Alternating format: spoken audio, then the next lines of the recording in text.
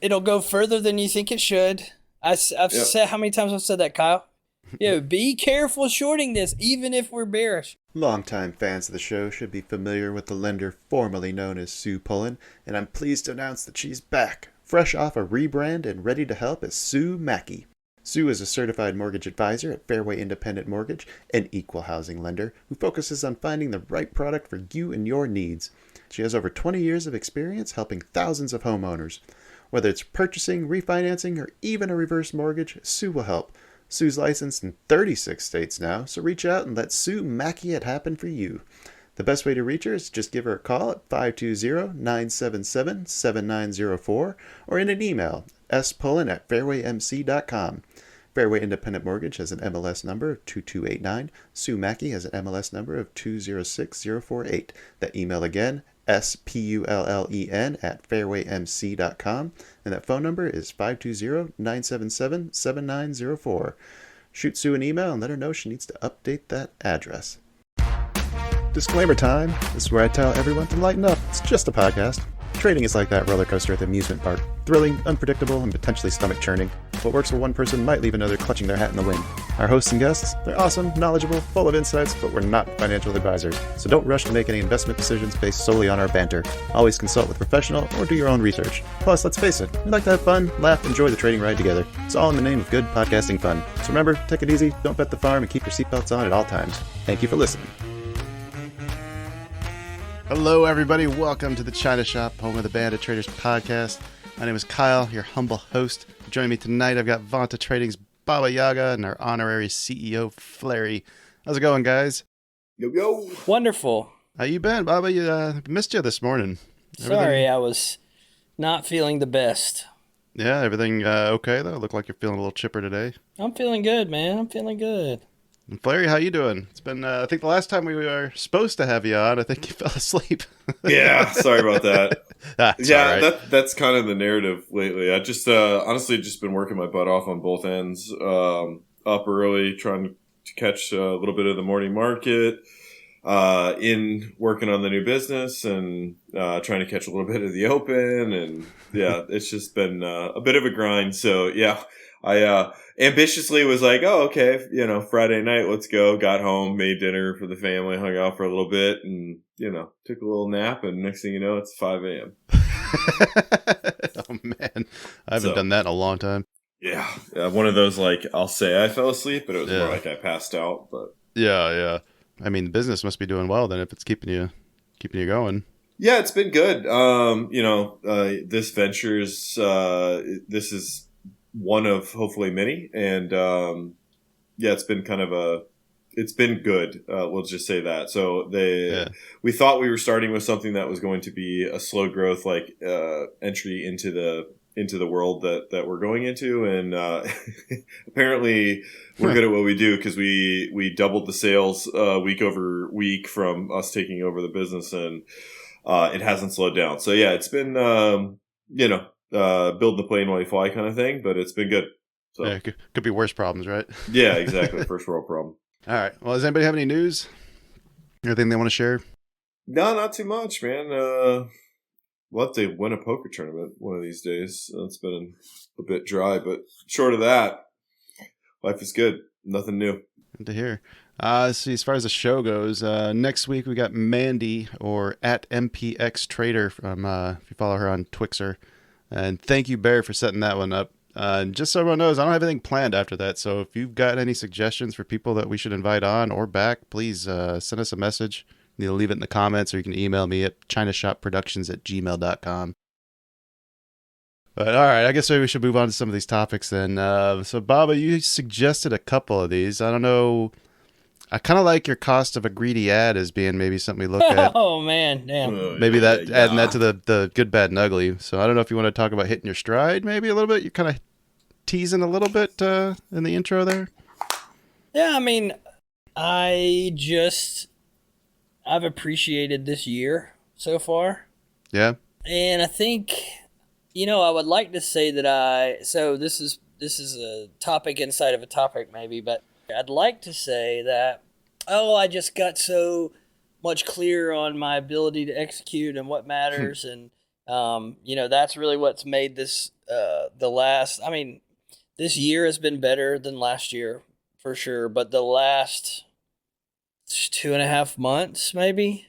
What are we in? May. Yeah, the May. last. So like the last half or the most recent half of this year has been especially enjoyable, and I feel like I've executed well, and the times that I haven't executed well have been managed well, and so that's been nice. There's not been anything any crazy, whatever. And I'd like to say it's because I'm just getting so much better, but I think actually with some of the real estate stuff that I have going, there's actually just a little bit less pressure. Right. Did we talk about this, or am I imagining it? I think you're imagining this. We've talked about the pressure of it. I think, so to go back to last year, 2024, Q1 into Q2, that was a tough stretch for me. The rest of the year was okay, nothing special. And then there was that incident that we won't speak on with some company that we traded for, and that wasted a lot of time, and a lot of time equaled actually really good trading during that time, and a lot of money that basically I traded for free.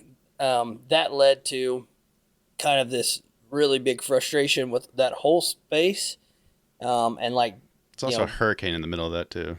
There was a hurricane. So anyways, that like last year, the last half was, while I felt like I did a lot of stuff right, there wasn't as much to celebrate really like out of it. And then this year, I went on the rampage of dump on all props, and, you trade a cash account or you're a loser. And I've pulled off of that slightly, which I reserved the right to do.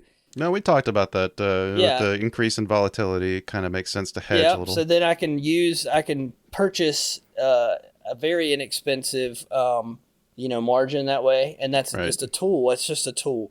Just use it as a tool. It's not magical. I'm not especially trying to size up with any of that, but on a given day, whether I trade my cash account or even during a stretch where I just choose to trade a funded account, either way, it's great. So, but I don't think, again, to the point is the stride of this year, and especially the last like couple months and a half ish of this year, I think could be attributed to having some other stuff cooking off of the trading side that's promising and profitable. So it's doing okay now, and then there's like some real stuff coming around the corner that could be super cool, which is like amazing. And then I think that has alleviated some of the, it's not panic, but panic to the trigger a little bit on the trading or something. So that's, I think I'm seeing the fruits of that. Maybe the fruits of like the fact that allows me to better interact and deal with the information in front of me. Didn't you also recently like do a bunch of because you're on a quest to increase your win rate, so you were doing some like a lot of stat work that I think that kind of coincides with some of this too. Yeah, that was a part of it, and that helps for sure. Like that has helped as well. Some of that additional stat work, which I shared with. Did you start that before the pressure relief, or was that kind of like ongoing? Like honestly, the pressure relief has slowly been pressure relieving since last year. Mm-hmm. Like I have a business partner in real estate, and we've had stuff going, but just in the we have a deal going right now that'll be like way outsized than anything else, and the risk is like super minimal. We have like 4 exits, and I'm seeing that. So once that project started and the contractors were on site and everything was going, I was able to like see the progress, and it was like, wow, there's like not just a finish line somewhere in the future once this project is done. Like now it's happening. Right. And so it's not guaranteed, but it's like all but. And so it's like, oh, well, I could trade like a complete moron for the next 6 months, and it really wouldn't matter that much. And I think that was helpful for me, man. I don't know. And so it feels like, you're not a real full-time trader because you have other sources of income. That's like the dumbest thing I've ever heard, one. And two, like, it is a lot of pressure. And if you can have additional income, then why would you? Why not put your money to work in other ways? Yeah, like I can hedge my risk in the market by transacting in real estate. That makes a lot of sense. What do you think, Fleri? Like you're over there with some thoughts in your head. Yeah, I mean, I think Baba and I are on a very similar path and have had very similar experiences over the last couple months. I mean, a year ago this time, maybe slightly earlier than this, but we haven't talked for a while. Like, I was on the opposite end of like all in trading. I'm going to go for it, trying to size up and, struggled. And this year it was a little bit more of a, you know what, I'm spending 8 to 10 hours a day in front of these screens. And, I could probably consolidate this down and do something really, constructive with the rest of this time. And, again, to Baba's point, like find more revenue streams. And that's been a really big push of mine, late last year into this year of like, let's just, try to find some more ways to just keep things coming in, short of just trying to make, this, Ferrari and yacht dream of trading kind of come true. And at least for me personally, I don't know if it's, a patience about the market or if it's the approach of like, I don't need to try to find every ebb and curve. It's, sit down, trade still in my process, which really hasn't changed much, but just identify like what are the 2 greatest opportunities for the day. Sit down, look at everything that I normally look at and just go, hey, listen, if A, then B, if B, then C. And if it doesn't happen, then I do nothing.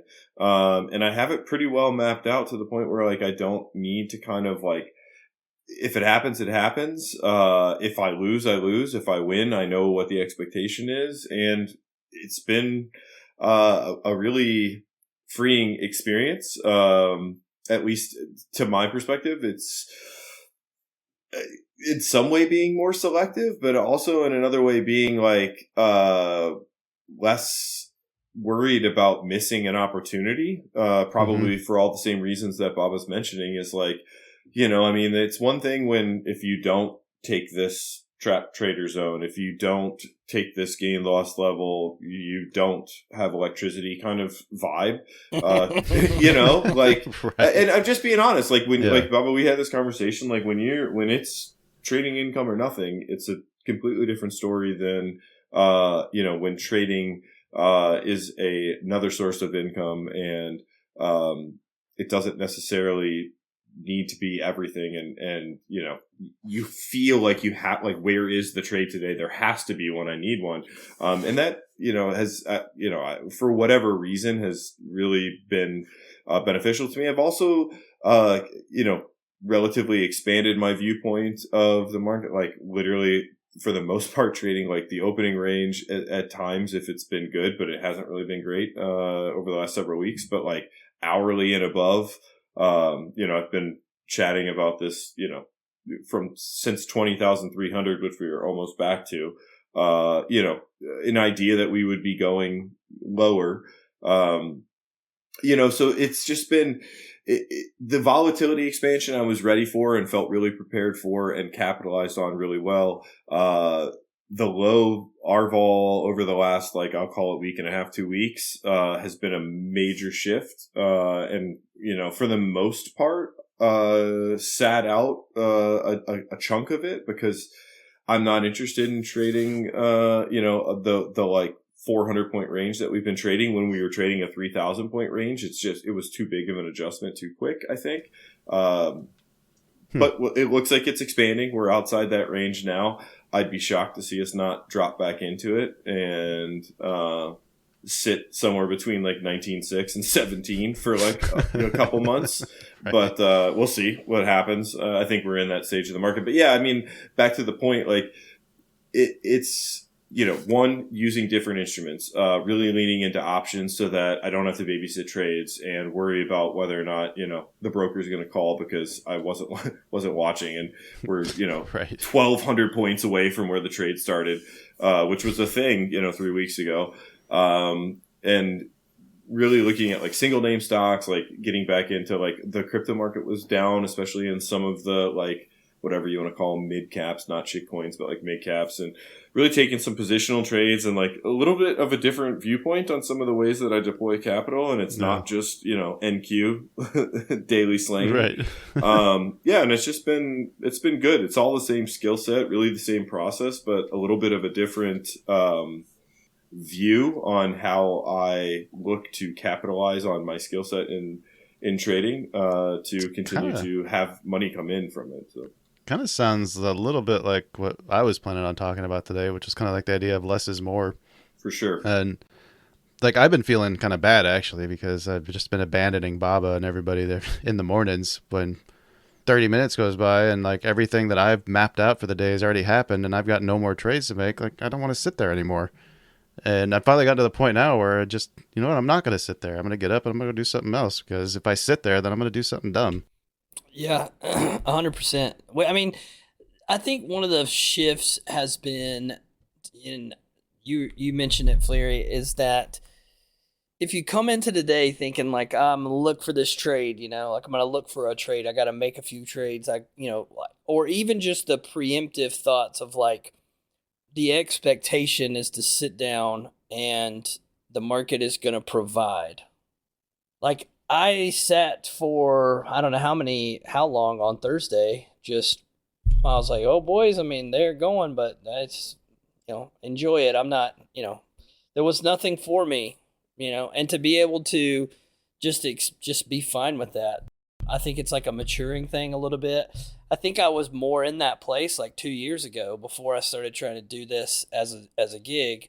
And then last year really brought in like all this weird decision making and emotions and whatever, especially the first part of the year, that almost felt like this reversion to like a manic state to try to make stuff happen. Mm-hmm. And now I feel like to the point of like hitting your stride or whatever, like settled back into just like, yeah, like I sat around and then took that short off 71. That was absolutely the easiest trade ever. That I tweeted about it, and we traded, I don't remember, 100 and something points off of there.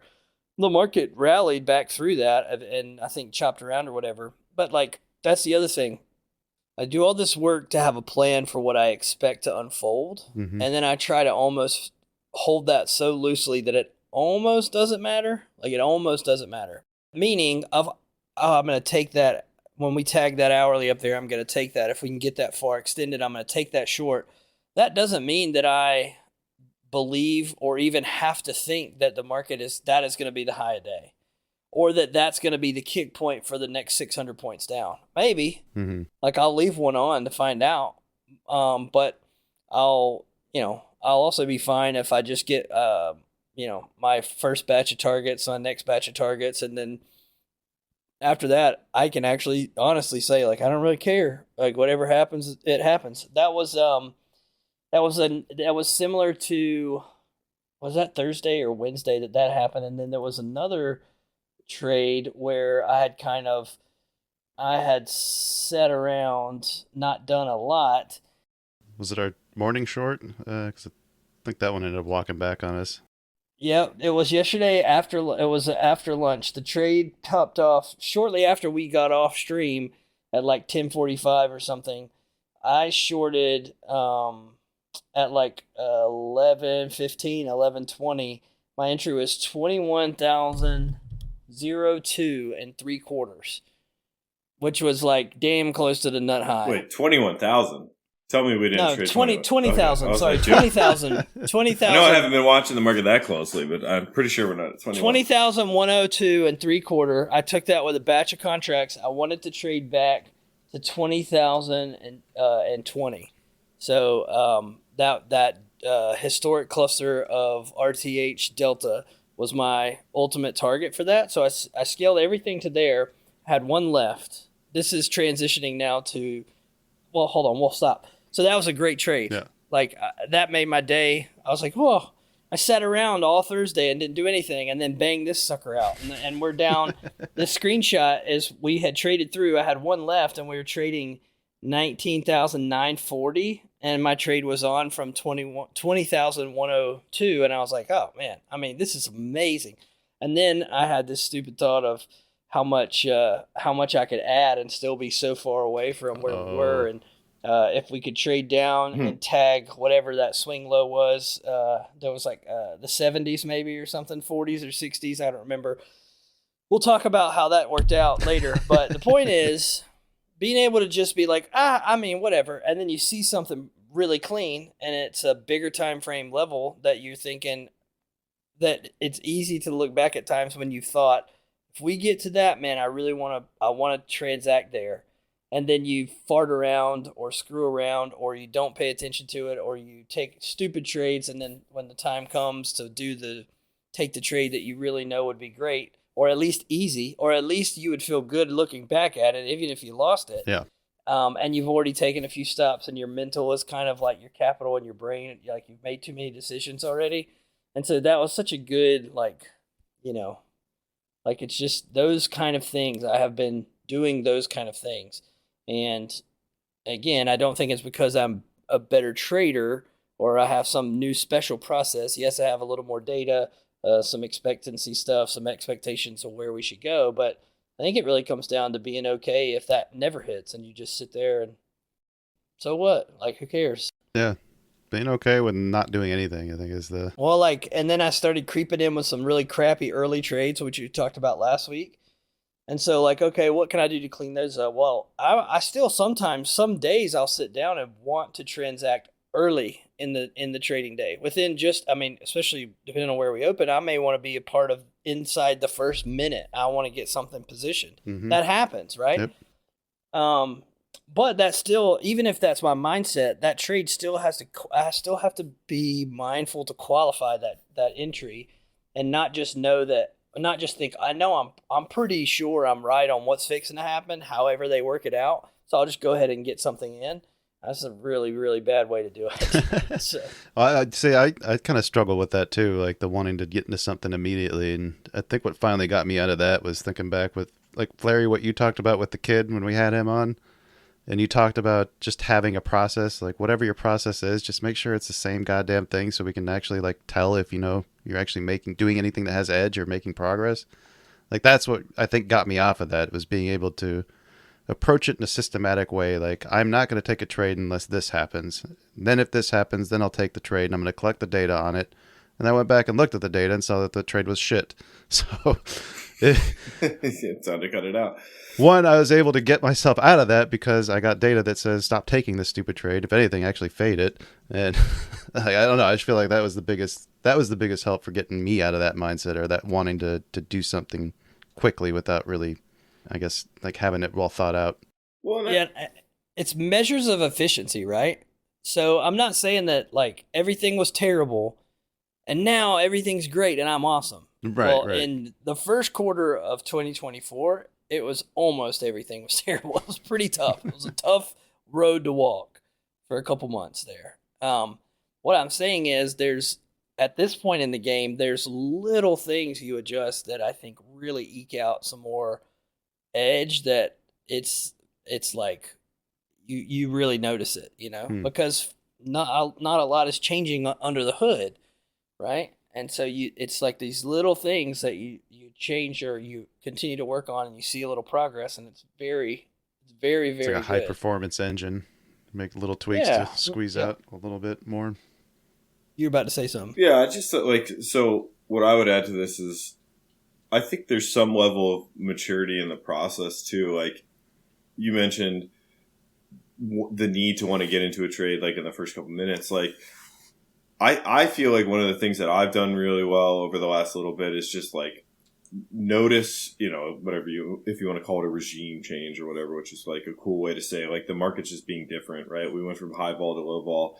Like it's just general observations too. Like I honestly didn't even see the open on Thursday. I looked at the charts. I haven't even had like my computer crashed. So I didn't even see like Sierra. Was it a no take OR on Thursday? Did it just rip straight up, or I don't almost? So. It was a little tag below, and we talked about the long setup, but I just wasn't in love with it. But like my observation has been trading the open has been really difficult. Like unless you have like a really solid like PAX type process, like 2x4 or whatever he's got going on, like where you're just like you have a set rules to be like, okay, I'm trying the opening range and now I'm not. that's been a really tough trade. Like getting situated positionally off the open has not been like a really clean trade. Now, like just saying, being long above, short below the opening range. Yeah, of course, we've been like directional, multiple 100 points in certain directions from the opening range. But just saying like I'm buying an opening range breakout in the first 5 minutes or so has been a disaster for like weeks. So again, like for me, it's more just like, let the trade come to me, let it come to the area. And if it doesn't, it doesn't. And if it comes there and it doesn't work, it just doesn't work. And just being okay with that. And, I'm comfortable a little bit more so, especially since the market's been moving like pre-market, quite a bit lately, taking, some of these trades. Like for me this week, 550 and 450, like I call it like 609-ish area, was kind of my line. My whole thing this week was just no shorts above like 550, 600. No shorts above 550, 600, unless they peak and fail that area. 610. Yeah. Yep. 610, 609, 610, whatever. And that, I think it was Thursday morning before it, did the thing. It rejected 610 and just dropped. And as soon as it got below 550, I shorted. It got below 450, I added. And I was targeting that swing kind of at 300. And then 075 was my ultimate target. I think it came like, 30 points from there. I wore some, some runner back, some stupid number. But again, like for me, it's like, really like, so one, I was ready for the market to expand and was super ready to size down and hit big targets. And I feel like I did that well. It took me a little bit to adjust to this low R-vol. Like I got low R-vol grinded on some, like I'm going to try a short. This didn't work. We're grinding up. I'm going to try a short. This didn't work. I'm going to grind. It's grinding up. And then go, okay, well, listen, something's changed. Like in the way this market is moving, let's just adjust and wait. And I think the current, like my current read of the market, and actually this has been for like the last like 2 weeks, is it's really like the 1 hour for me, is more of like a gauge of, where we're going structurally. But the hourly, weekly, or I'm sorry, the daily, weekly, that's really been driving the trend, right? Like for a while, you could argue that we were very much in like a daily, weekly downtrend. We still are in a weekly downtrend, still are technically in a daily downtrend the way I look at it. But the hourly and the 4 hour was just kind of doing this battle. But it was so systematic the way they were pulling back to like high-low closes specifically, like not even really trading wicks. Like the closes of candles have been playing so strongly, structurally over the last little bit. And so I'm like, if you were to ask me, like, this whole cool tech gain loss, I'm wicks to the end. Like you play the wicks, not the bodies. This last like 3 weeks has been bodies, bodies, bodies. Like you go pull up like a QQQ chart and look at how cleanly they're pulling back to the like open or close of any given 1 hour chart. It's been really well. So again, like for me, it's like this, like, adjusting to things. Like I'm not trading the open because I just know we've traded through the 30-second opening range on the high and the low side. Like there's almost always been a trap. So like I'm just avoid the trap, wait for it to come to something above the high or the low of the open, that you have an idea or a thesis from. And 5-minute OR has been pretty good for that. No, maybe it has. Not in my process, so I don't know. Did you see the monthly candle, by the way, on the? Yeah, the monthly is ridiculous on that. Yeah. You said something in there. We talked about this in the room, which I think this was like the hand tip. I guess if I prepared well for this low vol grind, was the 15-minute. How we were gaining 15-minute, losing 15-minute, gain 15-minute, lose, all within a reasonably close area. Mm-hmm. And I told everybody, I was like, hey, I'm not a wizard, but what I know is when this type of activity starts to happen on the small time frame, we're fixing to shift and run after something on a much larger time frame. Shout out Fleri for talking to me. Forever ago, we've talked about that, like some of the nuance of how trend begins to shift, and you really have to, like, you don't really have to, you'll get chopped up if you don't, but if you pay attention to that, it can gear you towards a little bit of a patient approach. Was that That wasn't Wednesday, was it? That was Same like day I sent you the SPY chart or the ES chart with the similar thing? possibly. That was like happening, I think, on Monday. That was Yeah, I happening was a going to little say on from like Tuesday. Thursday even last week, they were going back Yeah, and forth. and then the end of last week we had that happening. The other thing that was cool, while we're kind of talking technicals and chart, and I have a video about this on my YouTube channel. Shout out Vanta Trading's YouTube channel. Go check it out. Send it to me. I'll put a link. It's the balance and value. Finding trades, balance and value has been. I mean, I don't know. I just can't get over the helpfulness. This is not. It doesn't give you, here's the trade idea. There are trade ideas off of it, obviously, off of organizing the data in value ranges and balance ranges. Because it was Tuesday night, I think, that we had like a pretty aggressive sell-off through a couple of key spots for me that I thought, if we're going to stay bidding, and this is another thing, just being able to have a place where you're like, I'm not dumb. If this is going to maintain bullishness as to stay above here, if we lose this, then I can freely short this because the shit's broken for now. Like, it's not going higher. If we're going higher, we're going to hold here. Okay. So we had a couple spots like that on Tuesday night. We fell through them. I was like, well, freak yeah, let's short this pig. So I trade the downside before pre-market. Wednesday, that was Tuesday night. Wednesday opens, makes the run down that you were referencing, and then turns tail just ahead of getting to the 70. I wanted to clean up the single prints at 65 to 70. There was single prints down there, and that was also just below value area low for what was at that time a developing distribution. Value area low was 137.50. Kyle, if you remember, we traded down there. We peaked below it. And when we pulled back in, I said, oof, man, if the Bears were serious, that would have been like the next kicking point. We would have tickled 37.5, maybe 50, and then we would have fell off bigly. And then definitely, we talked about definitely what we don't want to see them get back in the OR. We don't want to see them gain the OR if we're trying to trade the downside. Well, once that all developed, that like the hat tip of the 15-minute trend shifting back and forth, losing that key bullish level, which I don't even remember, but it was above 388. I mean, it was above that we fell through on Tuesday. Come into Wednesday and we're like, well, they got the ball. What they do with it? They fumble the bag below value. And then we ran that entire distribution from value area low to value area high. We actually traded 100 points above value area high and swept out Tuesday's high and made a new weekly high. The expectation that was a likely scenario was there for us as soon as we pulled back in.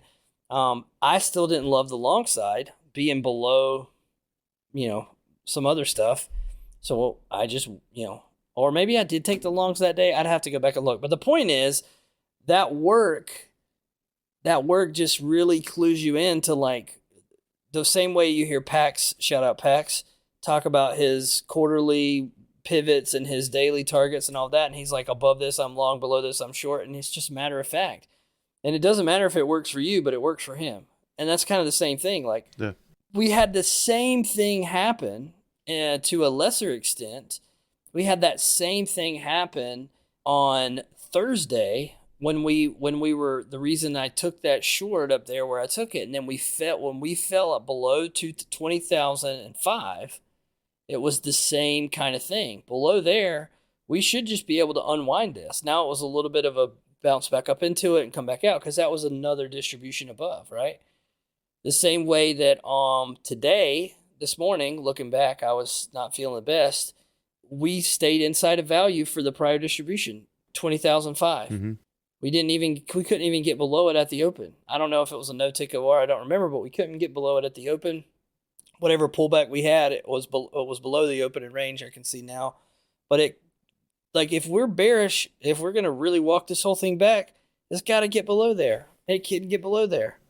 So, and then what did it do today? It ran the entire prior distribution of value from 20,005 to 20,080. I think we went to like 70 or 83 or something like that. But that was the entire distribution that we were back inside of. Beautiful. And I think to your point, Fleri, of Is it the low vol and adjusting quickly to that? Maybe, but it's also just having done this work long enough to just have an expectation of where I want to put the trades on. Where do I want to actually click the button and then just do it, Or not do it.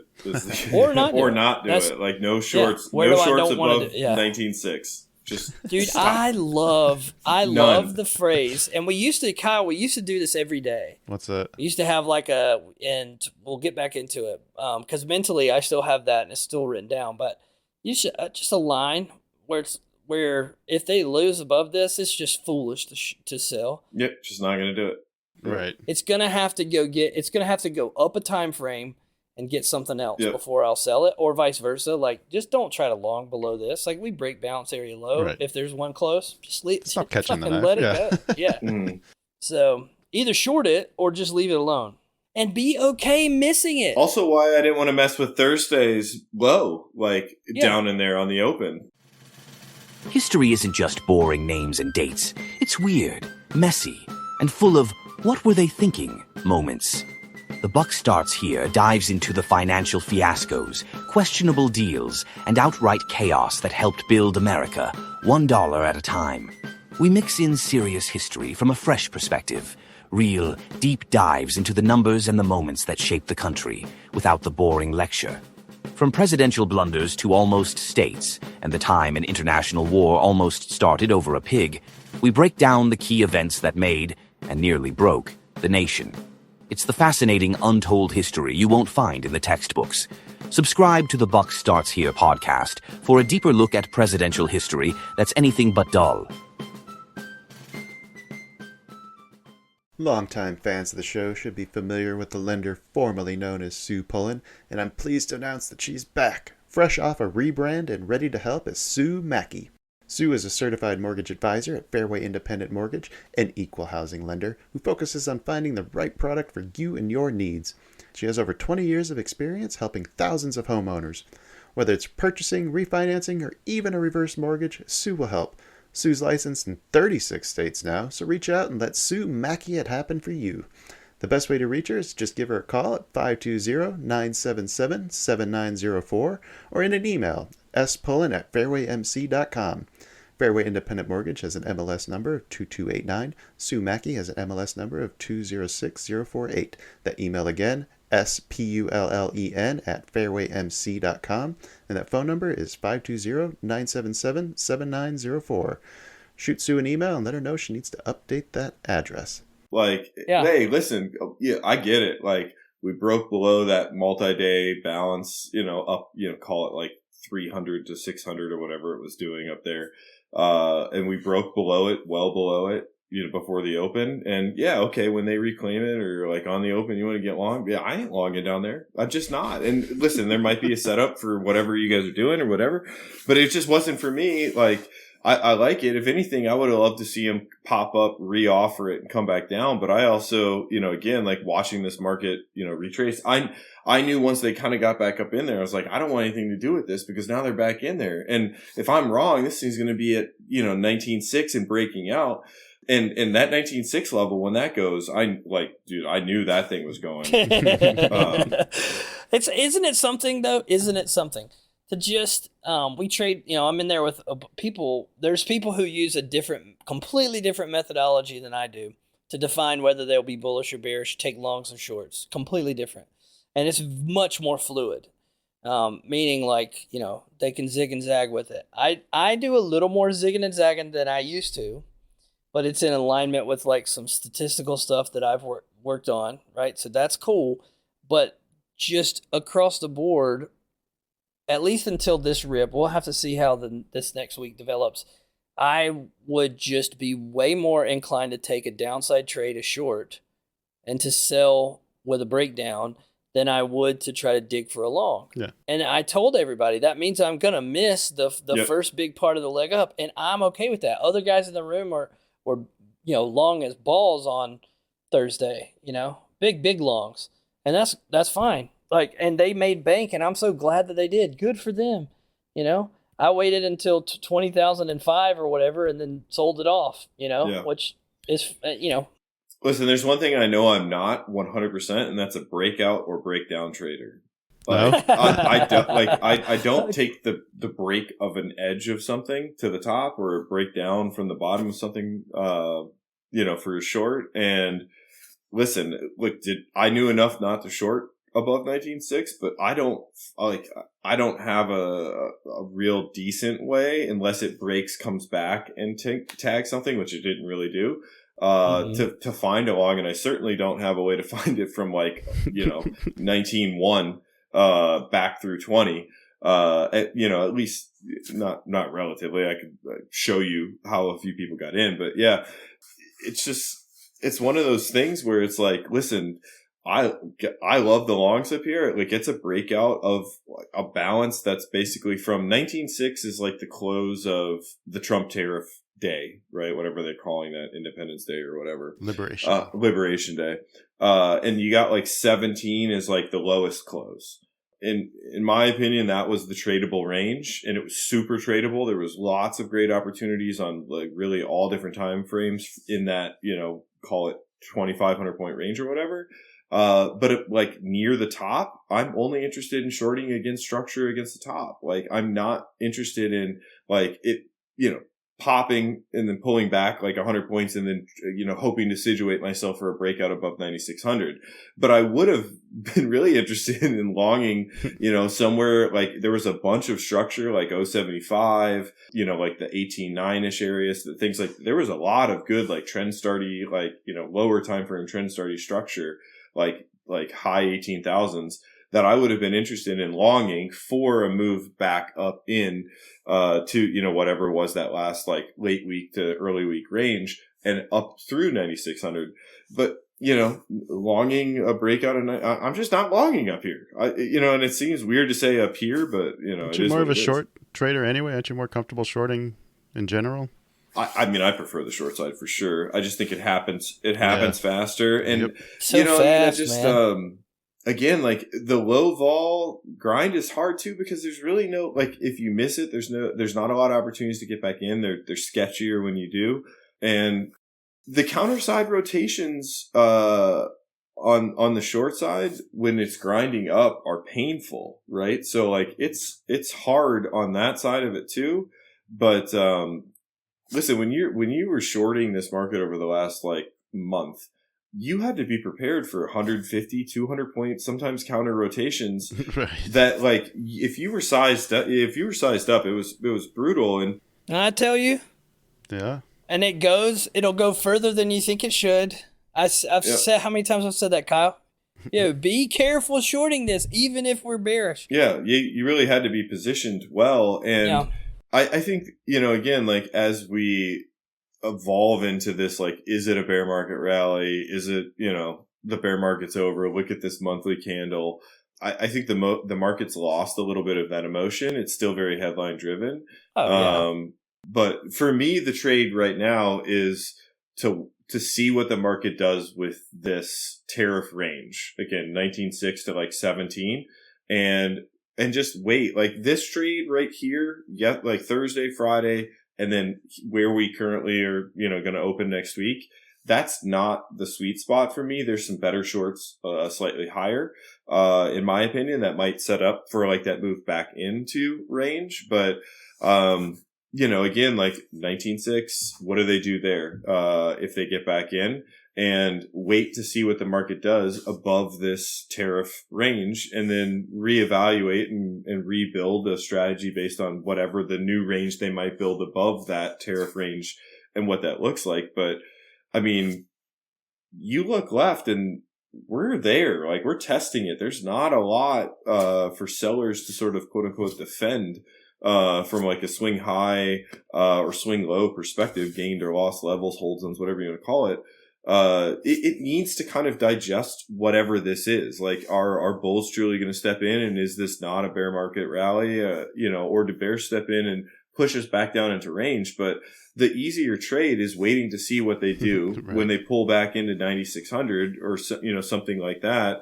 9,550, 9,450, where there's all this volume that was done as they were building the momentum to break out of that range and see what they do and, decide from there, because shorting 19.6 to 17,000 is a lot easier than trying to long, 19.6 and see if we get back to, 21, 22 or something like that, because I'll tell you what, we can be back inside of that range Monday. Super easy. Yeah. And it's very easy to get caught up in like this, narrative trading. So again, for me, like this area, that we're currently finding ourselves in, and really like early week to late last week, like that whole balance from, 300 to 600, good for shorts, some good short opportunities off of there, not the longs for me. And, I'm going to let it digest up here. And yeah, I've got some ideas, slightly higher, but, well, I love that. So the other thing that I think is really interesting about 19.6, and part of why it's showing up in so many different parts of work, and leading up to the tariff drama, there was 3 weeks of balance.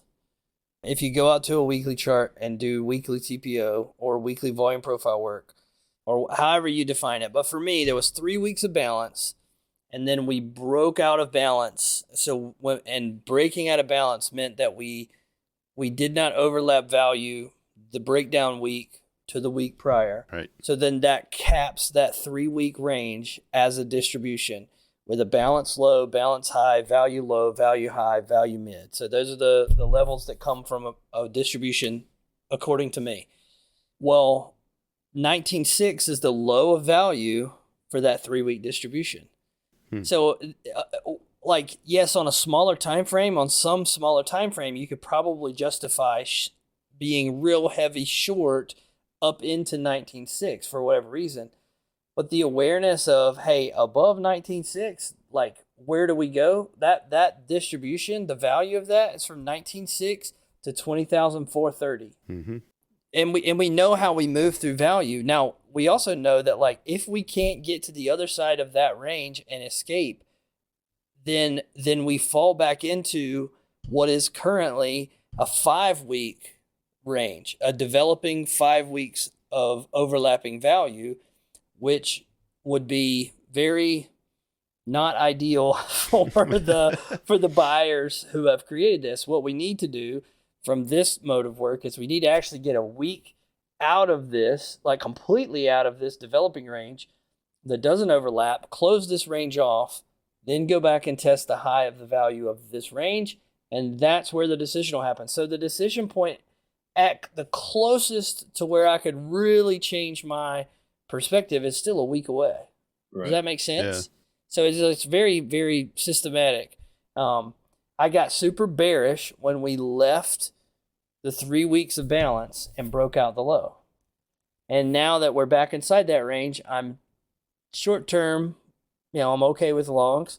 But if we get one more week of excitable rally, in fact, if we trade above 20,556, call it 20,560, and pull back inside of that, I'll probably put the little line in the water for a big downside trade, because that's leaving a balance on a weekly perspective and then pulling back into that balance.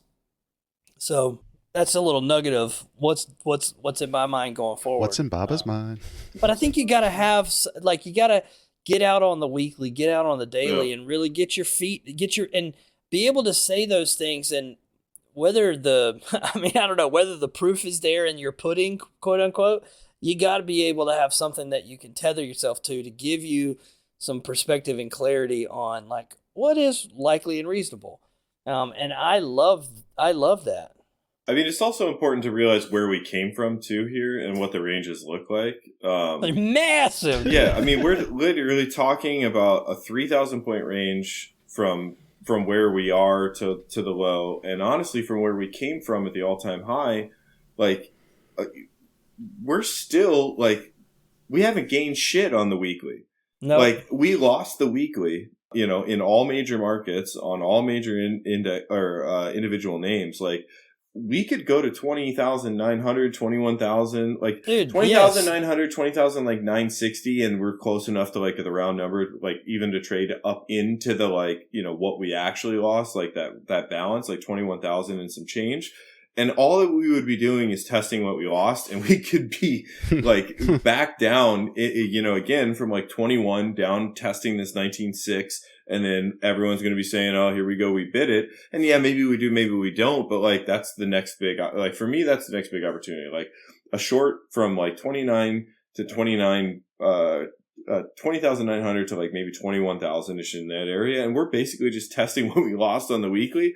And you want to talk about a banger, that's going to be a huge trade. Now, if we start ripping through that, sure, buy pullback, get long, and we make a new all-time high, and, Trump saved the world. I get it. But I mean, there's some huge levels overhead. Massive weekly levels, daily levels overhead from where we are. And all we've done really, if you again zoom out, look left, is just retrace a huge daily down leg, a huge weekly down leg. And of course that's going to look like on a monthly, this huge wick candle. And I don't know, what's his name that always says if it trades there, it trades there. On these big weekly candles, the dude that's always taking pictures of cool cars on like, the beach in Florida, James Jude. Jimmy Jude. Jimmy Jude. Yeah. I mean, listen, that weekly candle is not going to it's not just going to leave it down there. I'm sorry. It's just not, at some juncture, that whole area needs to get cleaned up the same way. We're likely not going to make some like V bottom, we'll call it a bear market, V bottom bear market low. Like it takes time to digest these things. And I think this is like, again, if you just go back a month and look at what we've actually done, like we're really just retracing the start of when this whole thing started, sort of spilling down. And there's still a lot to be proven. And yes, okay, great. We've retraced from an amazing low back to what was like a really crazy high, and now we've taken that out from the tariff news. But outside legs get retraced, and I think this next coming week will really prove a lot. And I doubt it's going to be as easy as like we just buy and close your eyes, come back and fall. But we'll see. Again, not a market where I think there's a ton of opportunity right here. I think there's probably a lot of people positioned for what might happen either way. And I think there's a lot of people probably waiting in the wings that made a shit ton of money shorting from 22s, 21s, and they're probably ready to fire away again. So we'll see. I think we're in a cool spot, at least for short sellers, anyways. Well, we got about 8 minutes left before we hit the hour mark. We want to try to do a little bit of good, bad, and ugly to wrap this thing up? Yeah, sure, Kyle. Who wants to kick us off? Okay, I guess I can. I don't really have a whole lot to talk about here. My good, I was talking to Baba a little bit about this when you're asking me how the trading went over the week this afternoon, but every live trade I took this week is on process, and if you'd seen what I've been doing prior to that, that's a huge step for me. And the more I've been trading in that process, the less temptation I have to trade outside of it. And that's kind of what I was talking to you about with leaving early. It feels like it's just once I run out of stuff that my process says I can do, what am I doing? I just there's no point in sitting around anymore at that point. Either I need to extend my process to give me more opportunities in the day, or I need to go do something else. The bad, though, there is some bad, and it all just boils down to confidence. It's still low. I kind of destroyed my confidence over the course of like the last, I don't know, probably 3 months or so. So taking some time to rebuild that, it's going to take a while. One thing I've been doing that I think has been helping with that is if I'm too afraid to take the trade live, I'll flip to sim and still take it just to make sure that I'm getting the reps in, make sure I'm going through the actions of putting the trade on and like sitting feeling the emotions, even if it's sim emotions. That's helping me, I think, just to see that when I go back and look at the stats and see what the week could have been, I think that's what's going to help me regain that confidence in the what I'm doing here. Have faith in the stats, right? Yeah, I like that, Kyle. I like that a lot. Yeah. We should probably sit down and actually like talk through it and see if you guys, I mean, I kind of shared you guys like what I'm doing with it. It's kind of like breaking down the OR into like a 30-second, 5-minute, 15-minute, and then just basically trading retests off of that. That's pretty much it. It's simple, it's easy, but it's repeatable. And I think that's the key. Yeah. And the idea of like the sequential nature of those from a time standpoint, I think it's pretty helpful too, as you try to build into an idea. You can really, you have something to use as a measure to hold the market to some standard. And I think that's another thing I've harped on, and that's why I'm such a big fan of this. But it's interesting, I think, Baba, go ahead. As I've narrowed the focus down onto just this little aspect of the market, I'm starting to see a lot more patterns that relate to just that. Like when the 5 minute and the 30 second are like really squished together, like, oh, maybe this isn't the day to test or to take the OR retest. He's probably going to fail and go test the other side. Like things like that, little nuances. The backside retest or how much you want to see the 5 and the 15 minutes separate from each other. Like little things like that are starting to stand out. And I think when you narrow your focus, it starts to make those things easier to stick out. Yeah, you start to notice those nuances. Right. Just like, what do I focus on for trend? The gaining and losing of levels. So, and I've done it long enough and had conversations enough that like that 15-minute, especially on the smaller time frame, when you start to flip-flop, something's coming.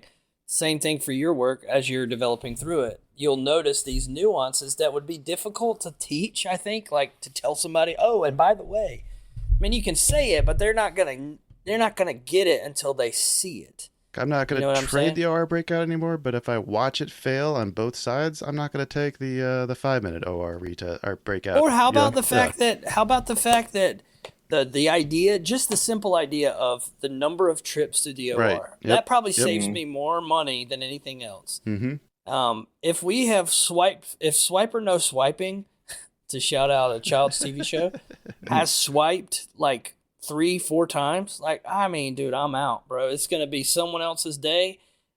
Somebody that loves to like trade a tight range, when NQ's move at 150 points, and some people that we trade with are like, oh my god, I'm in heaven. Like for me, I just know that's not my environment, right? So I'm not playing around with it, and it's so freeing to be able to be like, all right, really boys, have fun with that. I'm out. The nuance piece is such a good touch, and I'll tie this into my good because I'll share my good as because I haven't been on for a bit, but the Trump tweet warning around the world was probably one of the bigger trades I've had in a while.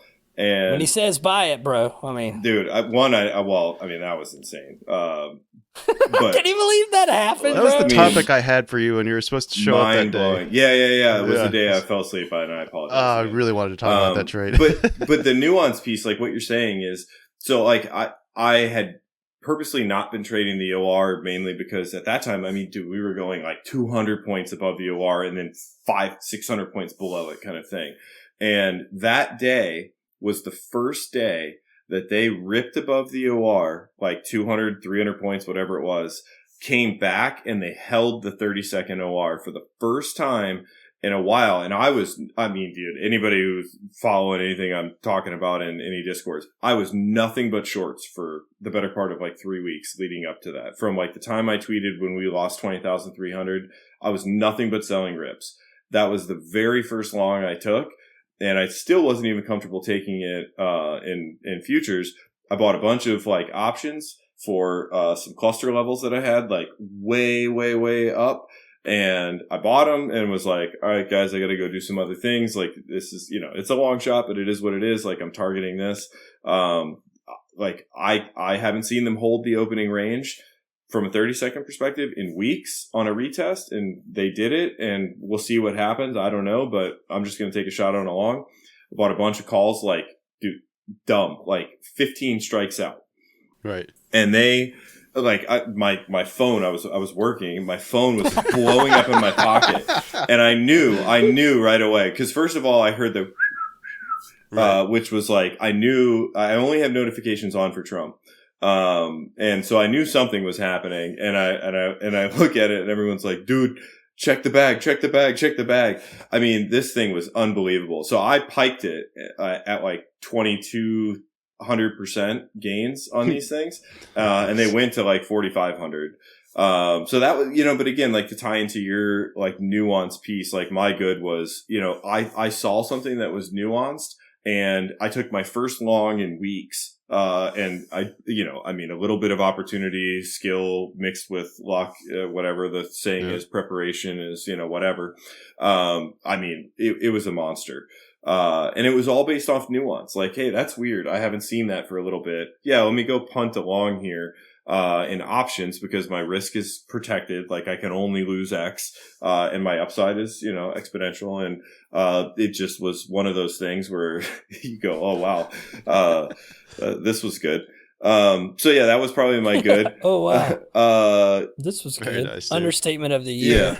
Yeah. Bad, I would just say, like this adjustment, again, like coming out of this like super high vol, feeling really ready for it into like, this market kind of like being low vol headline driven, is a little bit more gambly. And God, I love to gamble too. So like, that's weird, but like, it's a little more gambly, than I prefer. At the same time, it's also now trading like this lower time frame build and progression structure a little bit better. So, going from 400 and 600 point trade theses to, 100 point is a dramatic change, and left a lot on the table by not adjusting size back to adjust to that. And also gotten grinded out and just like quit on a few days. I think it was Tuesday specifically. And it was funny because it was an ad. So this will be the ugly is like, I had a great short and put an ad in at like 285. I had like a key, it was like a swing low close 285. And I was like, I'm going to burn one of my trades here. And I got blown out on the ad, covered it. And then I was like, I'll try 450 and I'll try 550.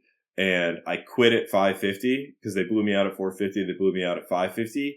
And I knew I didn't want to short somewhere like anywhere from 550 to 600, above 600, none, like no shorts, none. They traded to like 609 or 610 or whatever it was, and then dropped it like, whatever it was. So I blew out, again, like a bad ad, probably we'll call that the ugly, the bad ad, at 285. Cost me the bullet that I was going to fire above 550 to 600. And that ended up being the trade, which probably would have gotten me, I ended up basically giving back all of the early market short, pre-market short with the ad to 285, the full stop at 450, the full stop at 550, and then sat there and watched them trade like 610 or whatever it was, 612, and then just right. And so then it traded my thesis. But, again, like, I think that's just the calculated risk that you have to take. Like 285 was fine. And, could I have stayed in the market one more trade? Yeah, I could have. But, I moved on and, and then you're like, oh, there it is. Yeah, but it's when you don't listen to that and when you keep putting them on that one more. That they blow out. Yeah, because Thursday it happened, right? Yeah. And, it would have been another, and then, granted it happened from 2 to 3 or whatever it was, or, no one knew earnings were going to be good, at 2:00, but whatever. Yeah. What about you, Baba? You have anything you wanted to report on? So I had one measure of bad decision making this week that actually was like kind of like an acid trip of a time. So that's a hell of a description. I'll explain it momentarily. So you know how we were talking about those overnight trades you can get into, like we had on whatever night it was that we broke down. Well, we were just talking about it. Maybe it was Wednesday night. No, Tuesday night, maybe. Wasn't that the down Tuesdays. Night? Yeah, coming in. Yeah, Tuesday night. They sold off, based, rallied, sold off again. So I made some money that morning because I recognized an opportunity and took advantage of it at when we couldn't get back above 600, 609, shout out 609, my baby boy. So coming into the market at 6:30, or right around 7-ish, 7:15, I was short. That was fun. But I also thought, man, I could have really taken much more advantage of this if I would have been paying attention earlier, maybe last night before bed even. Instead of just kind of completely dislodging myself from the charts in the evenings, which I've been doing, which is also a thing that I think helps with decision fatigue and all of that. But then you miss a lot of those banger, some of those, when we do get those banger overnight trades that we had joked about a couple weeks ago and even this past week talking. So I thought, well, the overnight movement has been good. So on Wednesday night, I thought to myself, you know what? What if we get Wednesday giving us some of that classic post rally? Because, we came into the close Wednesday pretty aggressive, and then we had that earnings, and that was like Ripper City, right? Yeah. And so I thought, God, if the rest of the world comes online and really starts to get after it one way or the other, I'd love to get on the side of that trade. And I thought it was likely. I know that was obviously not true, because we traded in like a 70-point range for the bulk of Thursday night until we finally started to move Thursday at about 4 o'clock in the morning. I can tell you that because I was in front of the computer all night. Thursday night, really? Wednesday night into Thursday, I pulled a shout out note all-nighter and watched the market because I was just waiting for something to happen. I got dinked around in the 70-point range a couple times. Then I was like, okay, that's fine. Because I'm smart. I know what you guys are going to do. You're going to screw around here, and then we're going to have something special happen. And like the special wasn't really special. It was enough to like make it almost worth it. But it wasn't great. I mean, what is a, I don't know. What do we move? We moved from like the 950s to like 20,000. Like we moved like 70 points out of the range. And then we turned around coming into the open. And maybe we had some news and sold back through the range. So whatever. Coming into Thursday. And that was part of why on Thursday I was a little bit like, boy, I've had enough looking at charts. And so we just hung out and like, I just wasn't trusting of any of that at that point. So that was my ugly, is that I pulled an all-nighter. The point of that is, if you pull an all-nighter and you make like on election night when I pulled an all-nighter, but I made like literally a lot, like 15 times more than you would make on a normal trading day. Okay, it's like take the day off.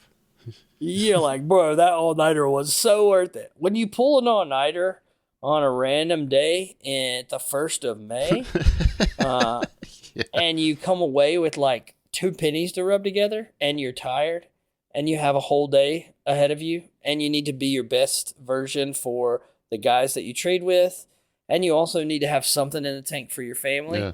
It's a terrible trade, dude. That was such a bad trade. Not the trading. The trading wasn't great. Trading was meh. But the trade of my time, effort, energy, and resources and mental capital and capacity to excel that I traded off Thursday night was so stupid. And why didn't I get the point after like the first hour or the second hour or the third hour or the fourth or fifth hour that like, this ain't going to be it? I just kept waiting, baby. I was sitting here. I was ready to roll. In for penny, in for pound. Bro, so that was my bad, dude. It was so stupid. That was my ugly. Yeah. My bad was I was in a banger short from literally the high of the day that ended up being the high of the day within a few points. We talked about it earlier. I wanted to add below that key historic cluster of RTH Delta.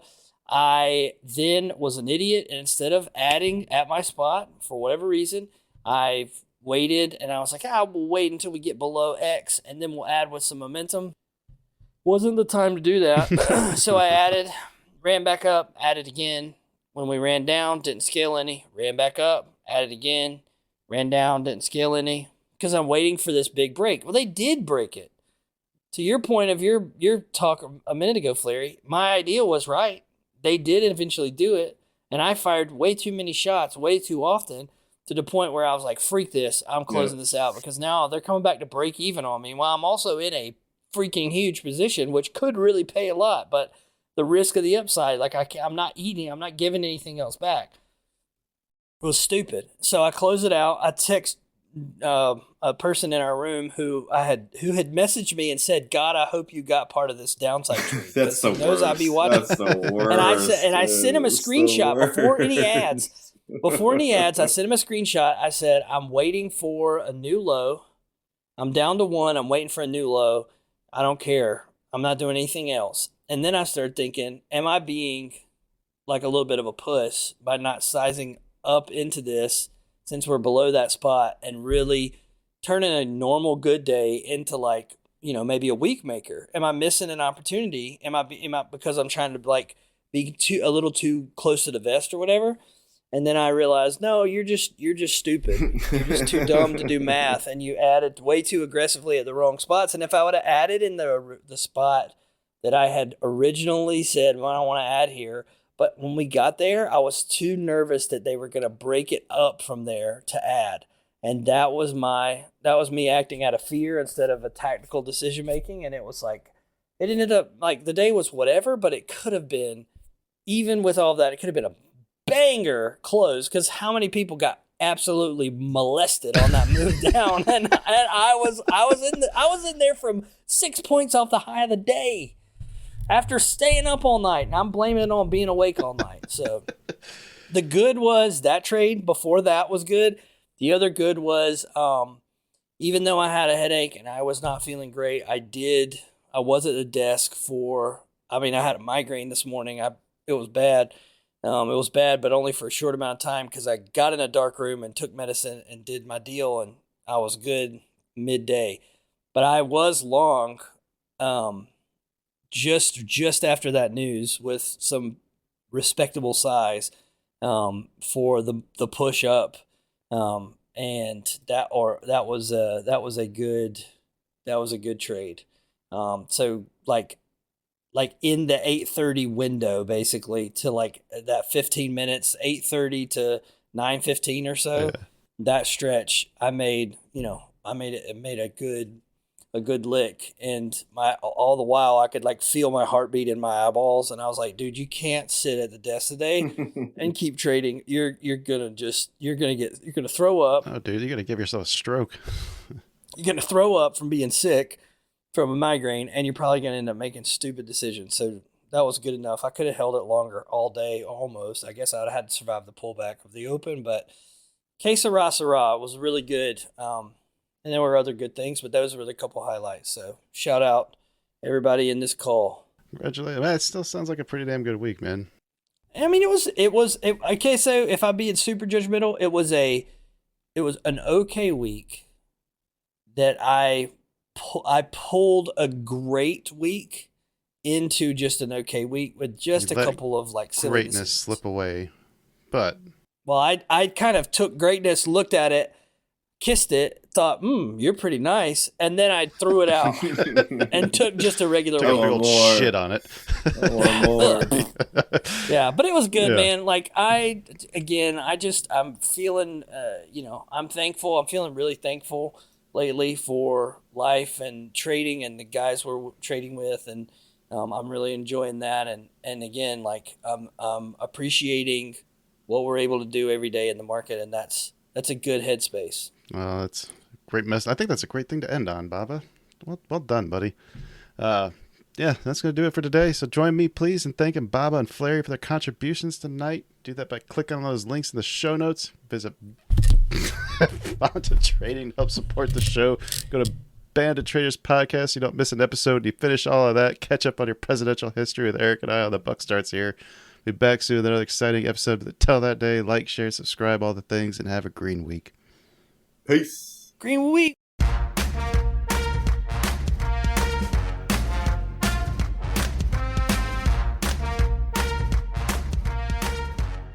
This podcast is intended for informational and educational purposes only. It does not constitute financial or investment advice and should not be construed as such. The hosts, guests, and contributors of this podcast are not licensed financial advisors, brokers, or professionals. Any trading or investment decisions made based on the content of this podcast are solely at the listener's discretion and risk. Trading and investing in financial markets carry inherent risks, and past performance is not indicative of future results. Listeners should conduct their own research and seek advice from qualified financial professionals before making any financial decisions. The views, opinions, and information shared in this podcast are those of the individual contributors and do not necessarily reflect the views or policies of the podcast creators or associated organizations. Produced by China Shop Productions.